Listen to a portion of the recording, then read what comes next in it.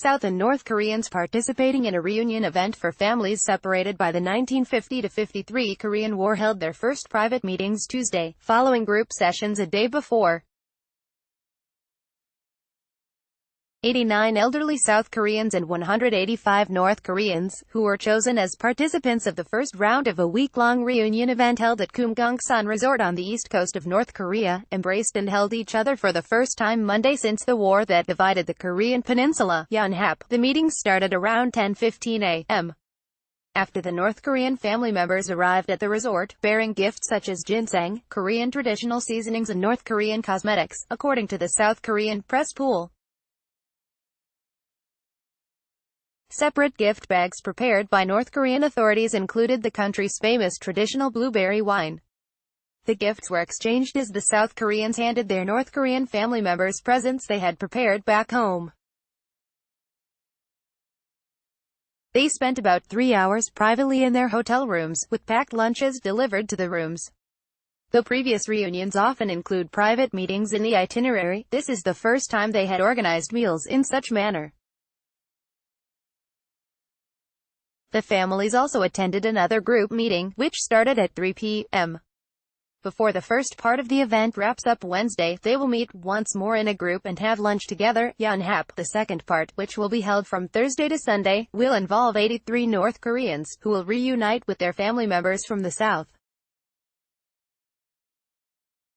More than 300 South Koreans are expected to flock to the scenic slopes of Kumgongsan later this week.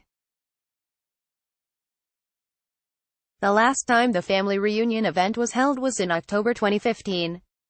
Before August, 20 rounds of face-to-face family reunions had been held since the first Inter-Korean Summit in 2000. In line with the reunion event, South Korea reaffirmed its efforts to hold such reunions regularly by consulting with North Korea on the matter, in a bid to better address humanitarian issues arising from decades of division, according to the South's Ministry of Unification on Tuesday.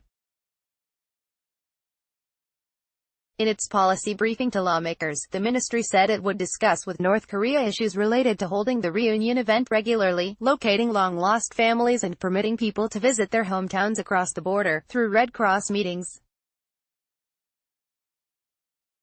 The two Koreas agreed to hold the family reunion event on the occasion of the August 15 Liberation Day from Japan's colonial rule, at a Red Cross meeting held in June. Since South Korean President Moon Jae-in took office last year, officials and experts have expressed concerns over the advanced age of the family members. When there were initially 132,124 South Korean members registered in a government database, only 56,990 remained alive as of August. Among them, nearly 86% of the group are 70 or older. The family reunions were included as a clause in the agreement reached between Moon and North Korean leader Kim Jong-un during an April summit in which they vowed to address humanitarian issues caused by decades of separation of families in the wake of the Korean War, which ended with an armistice, not a peace treaty. By Young Min Kyung.